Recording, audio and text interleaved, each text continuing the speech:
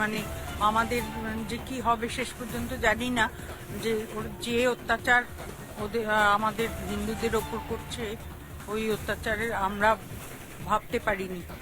হ্যাঁ, বাংলাদেশ যখন হলো তখন তো আমাদের হিন্দুরা তার উপরে অনেক ইয়ে করেছে যে আজ বাংলাদেশ আজকে হলো, কিন্তু আজ আমাদের উপরে কত অত্যাচার হচ্ছে। এই অত্যাচার কিন্তু যতই মনে হয় আমাদের সহ্য করা উচিত না, এটা আমাদের প্রতিবাদ করা উচিত, সবাই মিলে যাতে আমরা প্রতিবাদ করি। ওদের তো মানে হচ্ছে যেখানে হচ্ছে ওখানে হিন্দুরা মানে হচ্ছে দ্বিতীয় শ্রেণীর নাগরিক, মানে সেই বলছি যে বাংলাদেশ আজ হলো কাদের সাহায্যে, কারা হিন্দুরাই তো বাংলাদেশে সমস্ত প্রতিবাদ করেছিল। আর আজ হ্যাঁ আপনার জন্মস্থান ওখানে? হ্যাঁ, আমাদের জন্মস্থান ওখানে, কিন্তু আমরা চাই যে বাংলাদেশ যেন শান্তিতে থাকে, আমরা শান্তি চাই। আমার জন্মস্থান হচ্ছে ময়মনসিংহ জেলার নেত্রকোনা গৌরীপুরের বাসিন্দা আমি। ফরিদপুরেও আমার বাড়ি আছে, এখনো আছে, যার নাম দত্ত ভবন। সেই নেত্রকোনায় তো কদিন আগে ঝামেলা হলো। হ্যাঁ, ঝামেলা কোথায় না হচ্ছে, বাংলাদেশের সর্বত্র ঝামেলা হচ্ছে, কিন্তু আমরা তো চাই না। কিন্তু আমরা চাই ওরাও শান্তিতে থাকুক, আমরাও শান্তিতে থাকি। ওরা যেমন জুতোর মালা পরিয়ে মুক্তিযোদ্ধাকে অপমান করলো, কিন্তু আমাদের ধর্মে সেটা হয়ই না। আমরা যদি কাউকে চাই মালা পরাবো, কিন্তু আমাদের বিবেক বলবে আমরা পরাবো না। আমরা কাটাকাটিতে যেতে চাই না। আমরা যদি ইচ্ছা করি আমাদের পরিবার নিয়ে আমরা ওদের দেশেও ঢুকে পড়তে পারি। আমাদের যদি কলকাতা থেকে বা পশ্চিমবঙ্গ থেকে ওদের দেশে আমরা যাই, তাহলে ওরা কিন্তু আমাদের থেকে রেহাই পাবে না। কিন্তু আমরা মারামারি কাটাকাটিতে একদম যেতে চাই না। আমরা শান্তি বলছেন, উনি তো বলছেন রেহাই পাবে না, কলকাতা থেকে গেলে কেউ রেহাই পাবে না, কিন্তু শান্তি চাই বলে করছি না, তাই নাকি? হ্যাঁ, শান্তি চাই, আমরা সবসময় শান্তি চাই, আমরা এরকম চাই না। কি বলছেন? মালা যে পড়ালো, এটা তো খুবই অপমানজনক জিনিস না একটা বয়স্ক মানুষকে। আর যদি আমাদের পরে ভালো লাগবে সেটা দেখতে, সেটা তো খুব বাজে জিনিস না? হ্যাঁ হ্যাঁ হ্যাঁ, এগুলো খুব উনি তো মুক্তিযুদ্ধ করেছিলেন, মুক্তিযুদ্ধের সময় তো আপনারা ছিলেন, তখন তো আমাদের মানে বয়স অনেক কম ছিল, কিন্তু আমরা দেখেছেন সব দেখেছি। হ্যাঁ, কিন্তু এইভাবে অত্যাচার কেন? সে কি করেছে? সে একটা কোনো কিছু বলতে পারবে না, কিছু করতে পারবে না, যার জন্য তোমাকে আমি জুতোর মালা। হ্যাঁ বলুন। সেটা তো খুব বাজে ব্যাপার না? এই যে 19, হ্যাঁ, এও কি ভালো? মোটেই ভালো না। এর জন্যই তো আরো হচ্ছে এইরকম। ইংলিশ তো খুব মিষ্টি মিষ্টি কথা বলে, মিষ্টি মিষ্টি কথা বলে, মিথ্যে কথা বলে, এবং মিষ্টি মিষ্টি কথা বলে তোমাদের সর্বনাশ করছে একদম। তাহলে কেন ওনার প্রতি সবাই কেন বিরূপ কেন? এত নিশ্চয়ই কিছু করেছেন। চারিদিকে এত নোংরামি চলছে না, এরকম নোংরামি দেখে আমাদের ঘরের বাচ্চা কাচ্চারা কি শিখবে? বাচ্চা কাচ্চারাও তো আমাদের ঘরে, প্রত্যেকের ঘরে তো সব নাতি নাতনিরা রয়েছে, তারা কি শিখছে?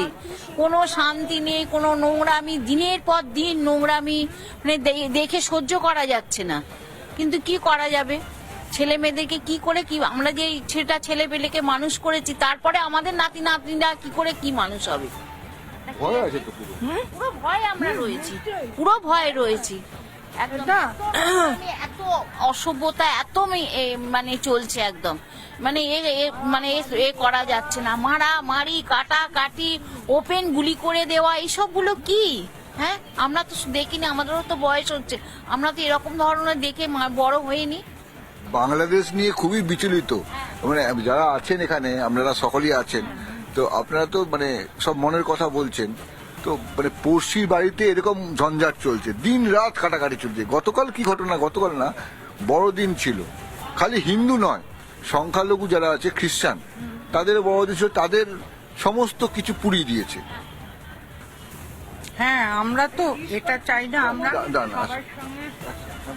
ইস্কনের মন্দিরে যে সন্ন্যাসীর ওপরে এরকম অত্যাচার হচ্ছে, সেটাই কি বাঞ্ছনীয়?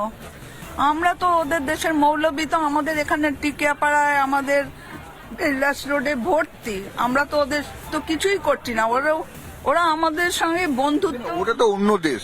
হ্যাঁ, আমরা অন্য দেশ হলে বা মোহামেডান বলে তো আমরা তো আলাদা দেখছি না তাদের। ভারতবর্ষ তো ধর্মনিরপেক্ষ দেশ, এখানে হিন্দু মুসলমান ভাই ভাই একসঙ্গে থাকে, কিন্তু বাংলাদেশে সেটা হচ্ছে না। না, বাংলাদেশে হচ্ছে না। বাংলাদেশে হচ্ছে না, তাই তো? আমরা যেমন কো এক্সিস্টেন্সে বিশ্বাসী, তারা নিশ্চয়ই নয়, কিন্তু আমরা সবসময় চাই যে সবার সঙ্গে সমান করে আমরা চলবো থাকবো। কিন্তু তাদের যে এখন যে দেখতে পাচ্ছি যে সত্যি বাংলাদেশ মানে আমরা বাংলাদেশকেও অনেক ইয়ে করেছি, শিল্প বলুন সবকিছুতে, কিন্তু এখন দেখছি যে সেটা তারা মেনে নিচ্ছে না।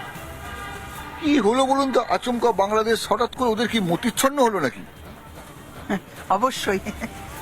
কি বলবো, মানে এরা অমানুষ। অমানুষ বাংলাদেশের মতিচ্ছন্ন হয়ে গেছে বলছেন, এনারা বলছেন বাংলাদেশের মতিচ্ছন্ন হয়েছে। আপনারা এখানে এসছেন, বসে আছেন, নমস্কার। এই যে কথাগুলো হচ্ছে, ওনারা বয়স্ক মানুষ, মুক্তিযুদ্ধের সময়টা দেখেছেন, বলছেন বাংলাদেশের মানুষরা অমানুষ, মানুষই নয়। না, একদম একমত আছি। অমানুষ মানে বলতে একদম অত নোংরা আর একদম গার লোক আমরা জীবনে কোথাও দেখিনি। আর বাংলাদেশের আমরা এখন কথা বলছি, আমার মনে হচ্ছে যেরম স্টেটমেন্ট ফিরহাদ বাবু এখানে দিচ্ছেন পশ্চিম বাংলায়, আর এখানে আমরা আমরা কথা বলছি বাংলাদেশ। আচ্ছা, তো এটাও বাংলাদেশের মতন তো পরিবর্তিত। এখানে একটা মিনিস্টার, একটা মেয়র হয়ে বলছেন যে আমরা ইনশাআল্লাহ আমরা গরিষ্ঠতা কিছুদিনের মধ্যে গ্রহণ করে নেব। এটা কি আপনার মনে হচ্ছে না এই বাংলাদেশের দিকেই এগোচ্ছে? আজকে আমরা বাংলাদেশ নিয়ে পরিচর্চা করছি, হয় কিছুদিন পর আমাদের পশ্চিম বাঙ্গাল নিয়ে এই পরিচর্চা করতে হবে। মানুষ ভয় পাচ্ছে বাংলাদেশ নিয়ে কথা বলতে বলতে। আমরা আরো অনেকে মানুষ হয়ে যাবো। দাদা, আপনি কি এখানে প্রতিদিন আসেন নাকি? হ্যাঁ, আমি প্রতিদিন আসি। আসলে এখানে ব্যাপারটা কি হচ্ছে, বাংলাদেশ নিয়ে ওনাদের সঙ্গে কথা বললাম, বয়স্ক মহিলাদের সঙ্গে, ওনারা খুব ভয় পাচ্ছে। তো বাংলাদেশ নিয়ে কেসটা কি, বাংলাদেশ নিয়ে আসলে আপনারা ভাবছেন কি? দেখুন, বাংলাদেশ এখন ট্রানজিশনাল চেঞ্জে যাচ্ছে। বাংলাদেশের এখন যা হচ্ছে, ফ্যাসিস্ট গভর্নমেন্ট একটা থিওক্রেটিক নেশন বিল্ডিং একটা প্রবাবিলিটি হচ্ছে। আজকে বাংলাদেশে এটা দেখে আমাদের খুবই কষ্ট হচ্ছে, যেহেতু আমরা ভারতে আছি। একটা না, বাংলাদেশে কষ্ট হচ্ছে, দুঃখ হচ্ছে, ছেড়ে দিন, কিন্তু হচ্ছেটা কেন? হচ্ছে এটা দেখুন, ওইখানে কালকে যা হয়েছে বান্দরবনে 17 জনের বাড়ি পুড়িয়ে দেওয়া হয়েছে জাস্ট বিকজ ওরা খ্রিস্টান ছিল। তারা প্রেয়ার করতে গেছিল আগের ডিস্ট্রিক্টে, সেই ডিস্ট্রিক্টে ওইখানে চার্চ ছিল না, তার পাশে গ্রামে গেছিল।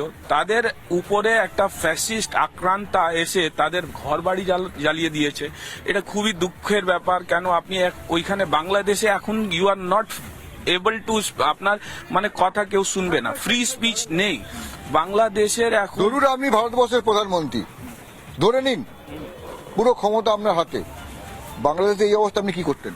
দেখুন, বাংলাদেশে এখন আমরা ইকোনমিক স্যাংশন করতাম, কিন্তু কোন দেশের একটা লেজিটিমেট ডেমোক্রেসি হয়, একটা রেসপন্সিবল ডেমোক্রেসি হয়, আমি এটা চাইতাম না কি বাংলাদেশে আমরা মিলিটারি অভিযান চালাতাম।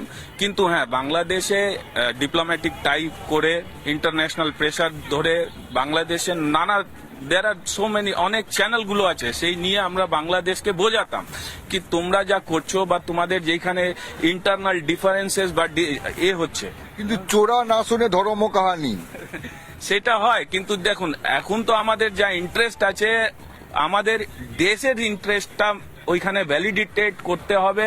আর বাংলাদেশে যা হচ্ছে সেটা আমি মানে সরাসরি তো বলবো না, কিন্তু ইন্ডিয়ার একটু কিছু একটা নেগলিজেন্স আছে ফ্রম ফরেন পলিসি নিয়ে, কি বাংলাদেশ নিয়ে আমরা কি ভাবছি। বাংলাদেশে এত বড় ঘটনাগুলো হয়ে গেল, হিন্দুদের উপরে, সংখ্যালঘুদের উপরে যা করে আক্রান্ত হচ্ছে, যেরকম ওদের ধর্ষণ করা হচ্ছে, মেয়েদেরকে বাড়ি থেকে তুলে নেওয়া যাচ্ছে। পাশের একটা অত বড় দেশ, রেসপন্সিবল দেশ ইন্ডিয়া, কেন এখন পর্যন্ত ঘুমিয়ে আছে?